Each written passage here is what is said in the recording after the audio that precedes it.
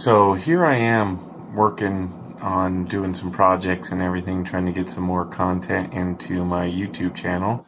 And I go to fire up my power supply on one of my boards, and I happen to blow up channel 1 on this.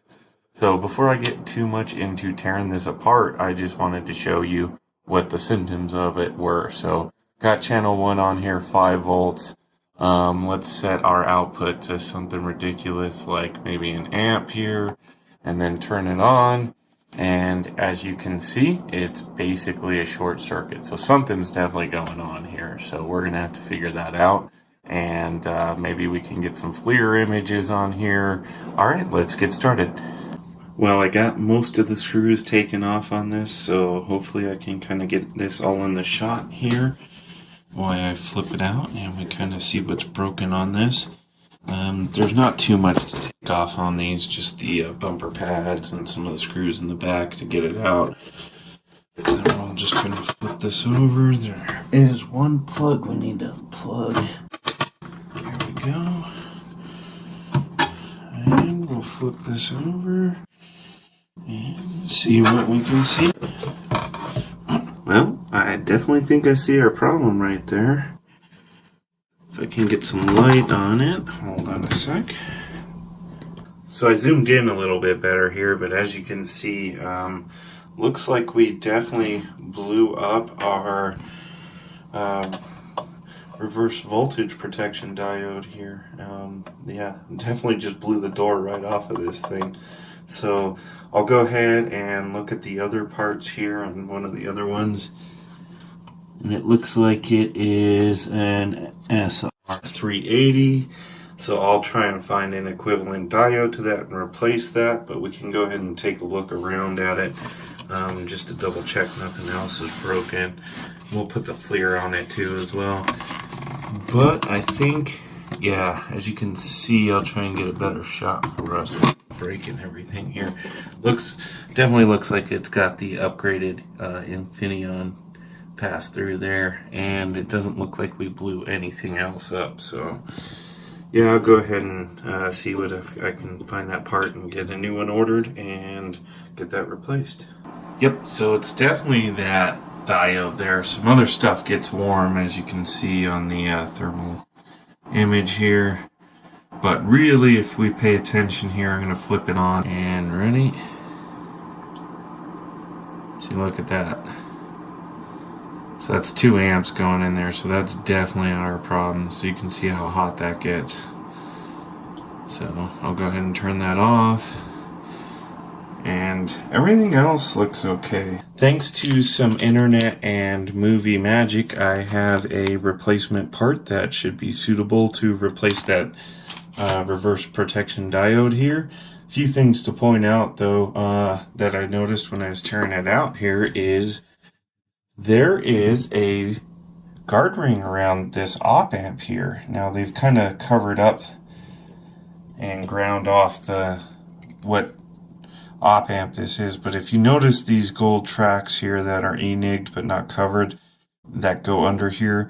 I've used this in quite a few of my designs here. Let me see if I have one around here that I can show you guys. But this is one of my pH interfaces, and this is one of the few times that guard rings are actually extremely useful. So if you notice around here, this trace is a guard ring that protects the high impedance input of the pH probe.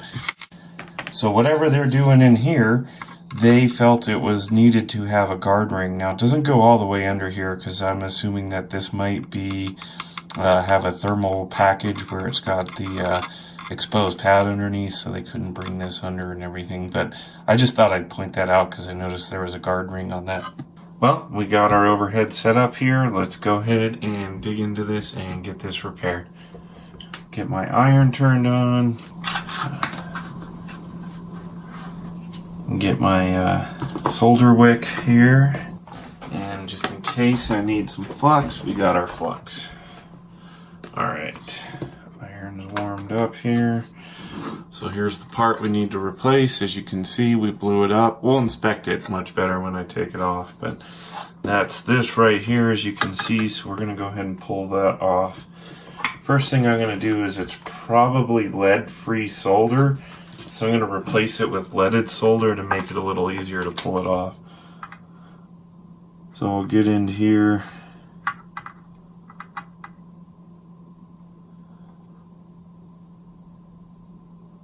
Just kind of wet it up with my solder. Same thing on this side. Okay. There we go, that looks better. Now we'll just wick up what we can here. So what I'll do is I'll grab from up on this side of the wick, and then I'll just kind of drag the wick down and fill it up with as much solder as I can.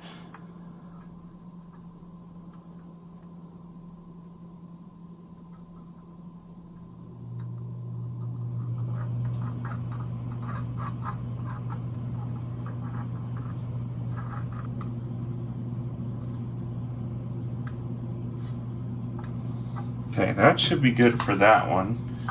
Let's go ahead and cut our wick off here, and then we'll start again. So as you can see, we can just kind of gently drag it, and it'll just wick up all the solder out of that pad.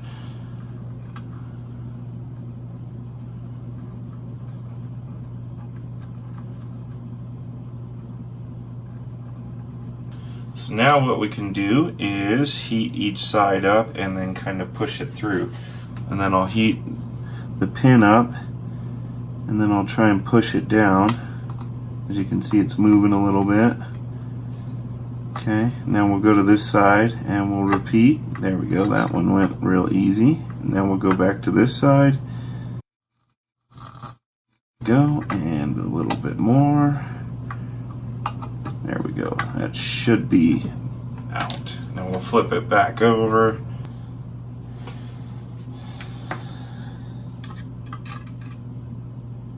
We'll start on this side here. There we go, there we go. And notice we didn't do any damage at all to the pads, and in fact that one looks almost like it came brand new from the factory. So one last cleanup on both sides here. Do the same procedure. We'll put our iron down on the pads, and then we'll gently drag it across. Now you don't want too much pressure on here, or else you can damage the pad. So I'm only putting just enough pressure on there to kind of hold it on there and have it start wicking up. Okay, so that's good on that one, so we'll flip it over onto this side, and we'll come back here and we'll repeat.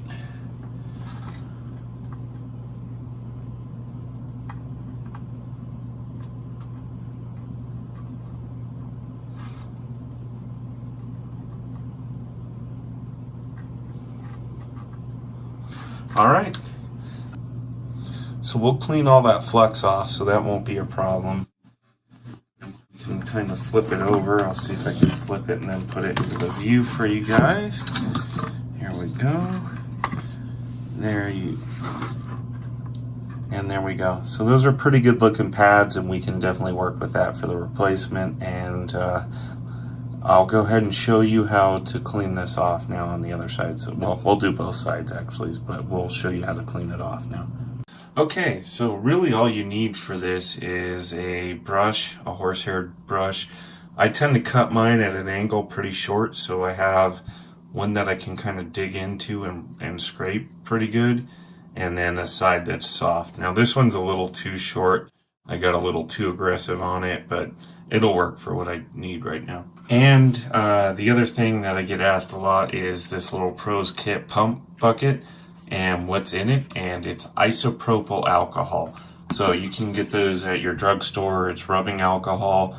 The 72% is okay. I tend to go with the 90+%. They have their benefits actually. If the flux is water soluble, then you'll want to go with the lower percentage rubbing alcohol because it actually has more water in it. Generally though, I like a little more aggressive cleaning, so I'll use the 90%, and sometimes I might even mix distilled water in it and bring it down to maybe 80% or so. if I need to clean the flux off a little bit more. Here's the other thing. Normally you'd use a Kim wipe, but all I have is paper towels right now. So if you're in a pinch, use what you got. These will leave lint behind, and that's a problem. So make sure you, after it's all dry, you clean off all the lint. The pump buckets are nice because you just simply kind of sit here and it'll pump it up and put just a little bit into your brush. So then you can take a little bit into your brush and then just get into here and just start scrubbing all the crap away. And as you can see, this is why I like it kind of short, because you can scrub but not do too much damage to everything. So I'll just kind of get in here and scrub it all up. Change the angle if you need to come at a different angle. Okay, now that you notice it's all cleaned up, what I'll do is I'll put the paper towel down, and notice it's soaking up all that nasty stuff in there. So that's kind of what you want, is it to soak all that up here. And then we'll take that up, and then that'll evaporate off. We'll wipe that off, and then we'll get some fresh alcohol right here, and then we'll get the paper towel wet and gently scrub across it. Now this will kind of scrub on the bottom using the paper towel to scrub it up, and it should get most of the residue up, as you can see here. And if it doesn't, then you just kind of go back. See, as you can see, this part's all clean now, and when it had residue in it before, so we can kind of go back and make sure we just scrub around where we need to. If you need more rubbing alcohol, go ahead and add more. Never hurts to have more. If you want to use a new part of the paper towel or your Kim wipe, and I'll put links to those. Those are really what you should be using. They're not that expensive. And as you can see, that after that dries, that should be pretty much completely clean with no flux residue on there. Looks pretty good. There's a little bit of spatter here, so we can go by and clean some of that up.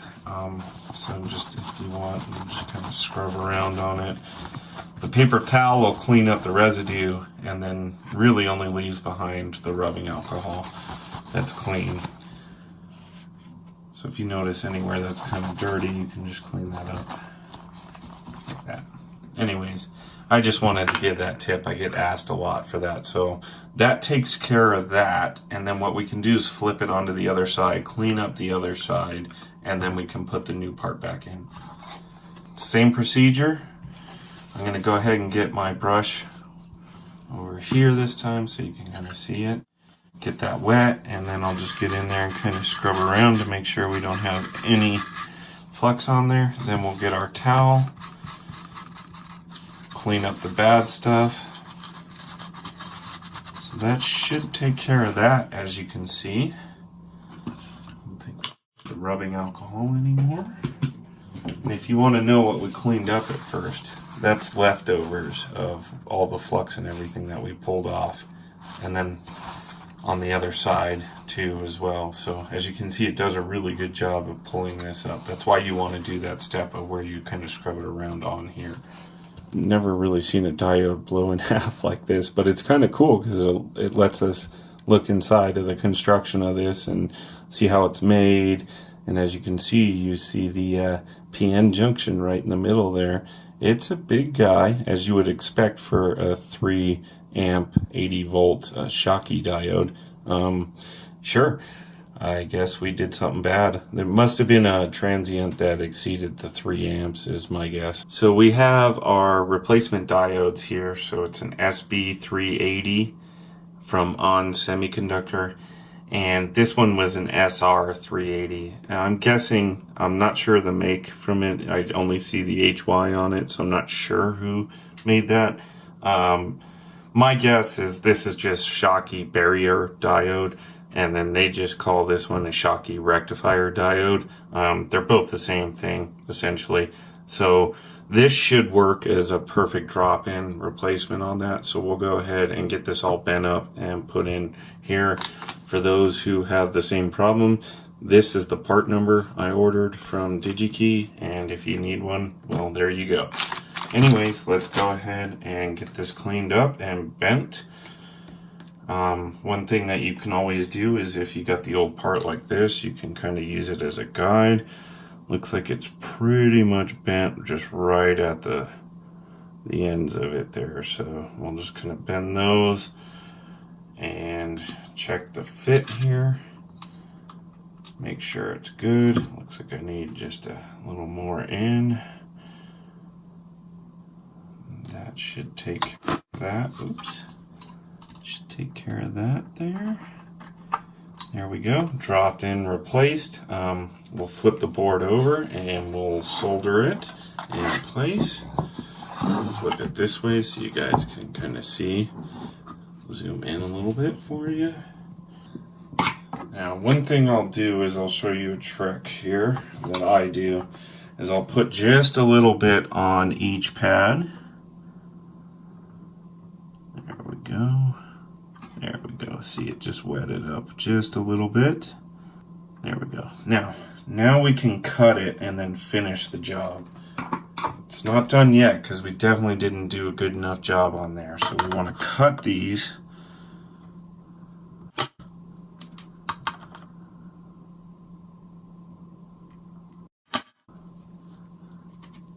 Then we can finish. And then you won't have sharp edges or cut the solder joint, which might cause it to fail later. Now we can go back. Actually, let me clean that off here. There we go. And then you can see, we'll just go make sure we got a good amount of solder on each one of these and make it look better than before. And then once again, we'll clean off all that flux that we put on there. So I'm going to go ahead and flip it back over here. And unlike they did before, I'm going to make sure that this is properly wetted up top. So you might need to add a little bit to it. We'll just go around. It looks like I got that side fine. So there we go. And that should be repaired now. Remember, we just want to take the last little bit and clean this off again. So we'll clean off this side, then we'll clean off the other side. And then we can put it all back together and see if it works. Once again, our brush, our pump bucket with our rubbing alcohol, our isopropyl alcohol. Oops, just leaked a little bit there, but that's okay. So we're going to get our brush wet a little bit. Go in there and clean off anything. Then we're going to just clean up with our, what should be a Kim white, but is actually a paper towel. So there we go. So that side, as you can see, is clean. So we'll go ahead and flip it over one last time. There you go. So you guys can see there's a little bit left over flux. If it's flux, sometimes if it's flux from like Kester solder, one trick you can do is very lightly break it up with your tweezers. Don't use the very, very sharp tweezers or you might scrape the solder mask off or scratch up the trace. But as you can see, there's quite a bit of that really hard sap-based flux on there. And then, yeah, if you just kind of break it up and get that layer of crust off of it, it makes it a lot easier to clean. After you've done this a couple times, you'll notice what it takes to kind of break it up.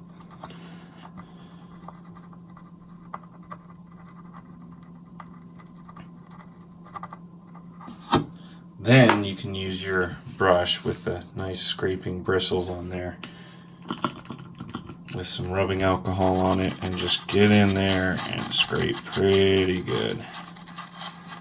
Okay. Same with that. Then we're going to immediately get this, and then we're going to go over there and just wipe everything up and try and get all that flux that we just scraped up into here. There we go. Clean up some of our spatter marks that we got there. Sorry for hitting the camera. There we go. And it's not the best, but it is pretty good. As you can see, I've kind of spattered some residue everywhere, and it looks like there might have been some on the board anyways. I doubt I went all the way up there. So One thing that you can always do is just kind of lightly go over everything if you need to. I don't think it's a big deal. The only thing that I want to make sure is that I got all the flux residue up on this, and also that I'm not leaving any lint behind. There's a piece of lint right there. We have to make sure that we clean all this lint off.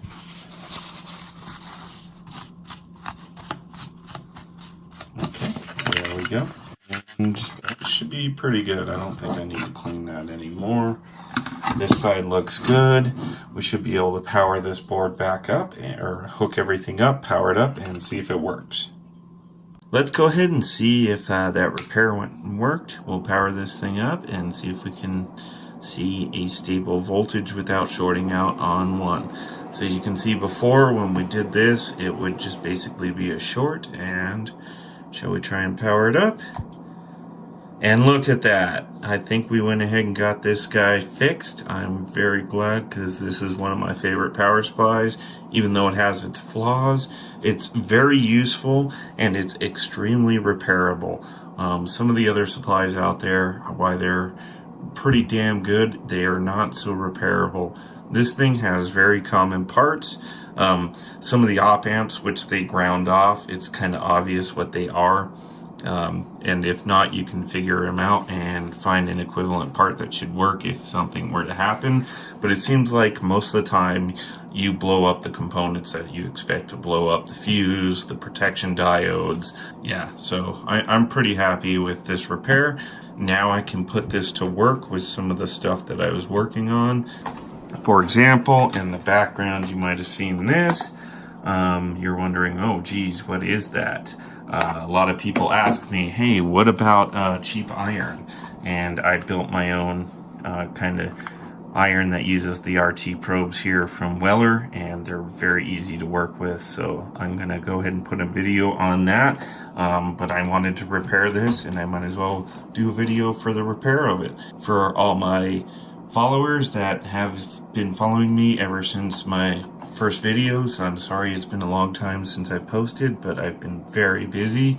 Lots of trips out to China, lots of time out there, visiting lots of different CMs, bringing up lots of production lines, test fixtures, all that fun stuff. So anyways, thank you for everybody that kept supporting me. Hopefully everybody will thumbs up this and like this and encourage YouTube to kind of boost me back up, and I'll make some more videos for you. Thank you guys. Bye.